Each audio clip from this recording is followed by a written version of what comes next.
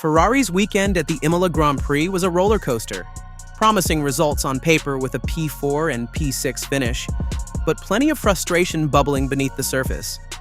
Both drivers aired their grievances over the radio, with Charles Leclerc, in particular, clearly unhappy about some of the team's strategic choices. Despite the decent finishing positions, Leclerc felt let down by decisions made during the race, especially concerning tire strategy. One moment that stood out was when he seemed to question why he had to yield track position to Alex Albon. It raises the question, does Ferrari need to improve their in-race communication? And, more importantly, was Leclerc justified in feeling aggrieved? The weekend had already taken a rough turn during qualifying.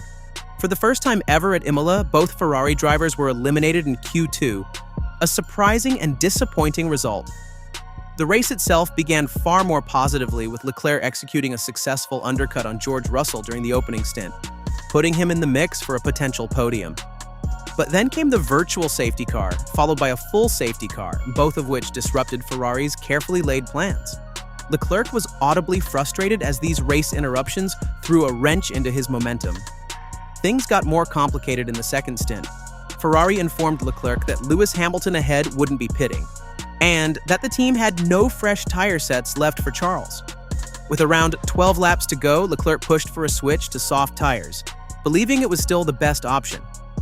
His engineer tried to explain the logic, mentioning Hamilton's tire strategy, but Leclerc snapped back, "I don't care, we're talking about our race." Eventually, Ferrari relented and agreed to bring him in for softs. But just as Leclerc approached the pit lane, he found teammate Carlos Sainz pulling in right in front of him. This stacked pit stop cost him valuable seconds, and the timing left Leclerc baffled. On the radio, he questioned the call, saying, "Wait, why haven't I pitted? If Lewis is boxing, I can't afford to sit behind and lose more time." It was a tough spot, and possibly avoidable with better coordination from the team. Things escalated further when Leclerc had to defend his position from Albon, who was on fresher rubber and pushing hard, even eyeing a podium with his pace. During a tense exchange at the Villeneuve chicane, Leclerc squeezed Albon, which cost both of them momentum and allowed Hamilton to get through. Race control wasn't impressed. Ferrari informed Leclerc that he'd have to give the place back to Albon due to an investigation and the risk of a time penalty that could cost them points. Leclerc's response was full of disbelief and frustration. "So that's racing now? If you can't pass, you just have to let them by? This is a joke. What did I even do wrong?" While many fans and pundits have criticized Ferrari's strategy decisions, it's worth noting the high-stakes nature of the race. A penalty at that stage could have wiped out their points entirely. Now sitting 17 points behind Red Bull in the constructors' standings, Ferrari still has an opportunity to capitalize, especially with Red Bull seeming increasingly reliant on just one driver.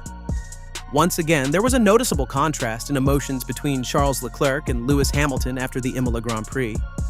While Leclerc aired his frustrations over strategy decisions, Hamilton had nothing but praise for his team's approach. Despite benefiting slightly from the chaos between Leclerc and Albon, Hamilton made the most of the opportunity, positioning himself perfectly to capitalize. After the race, his tone on the radio was worlds apart from Leclerc's. The 7-time world champion sounded upbeat and satisfied, saying things like, "Great race, everyone. Awesome strategy and pit stops. The car felt incredible today. I'm so thankful and proud. Grazie a tutti." That one was for the Tifosi. "Let's keep pushing. If we get qualifying right, we can fight up front and even win."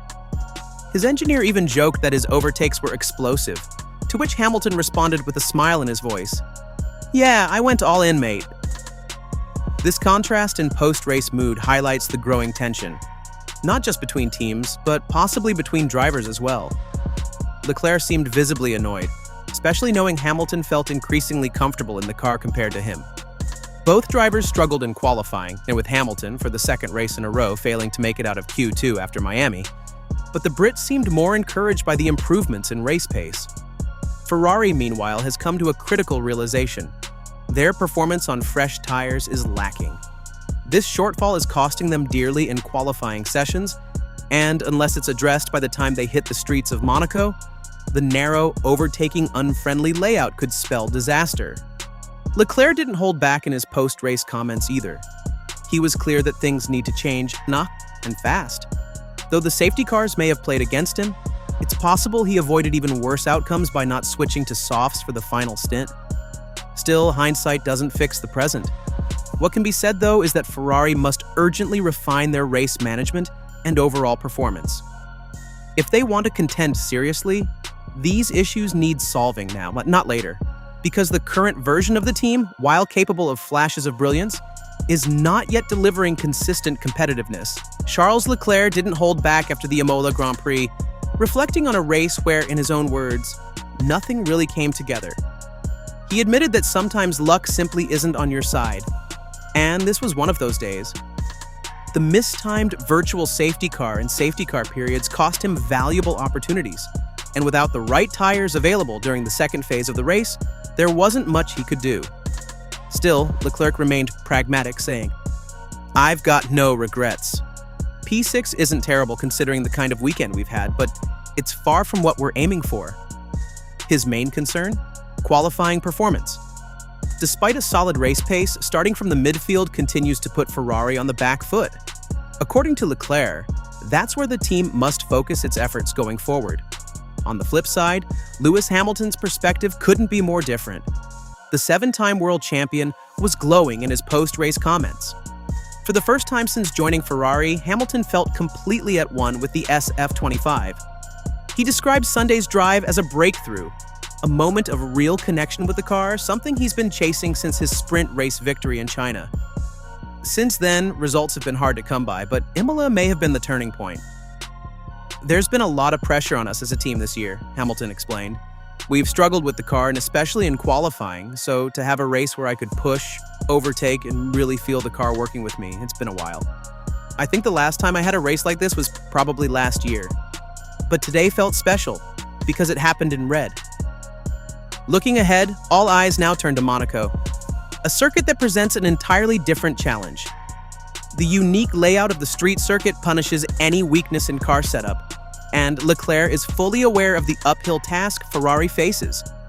Despite winning in Monaco last year, he remains cautious about repeating that success in 2025.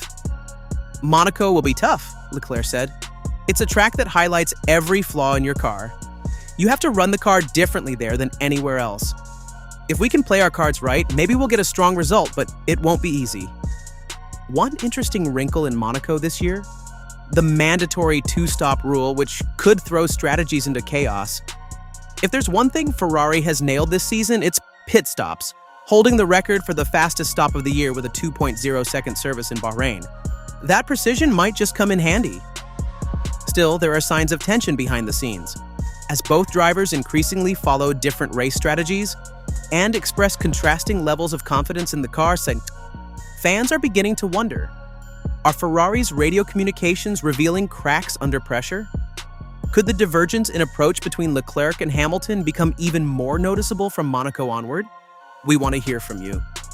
Do you think Ferrari is starting to lose strategic cohesion between its drivers? Comments below. And once you're done, don't forget to click on the video that's popping up on your screen right now. And don't forget to subscribe my channel.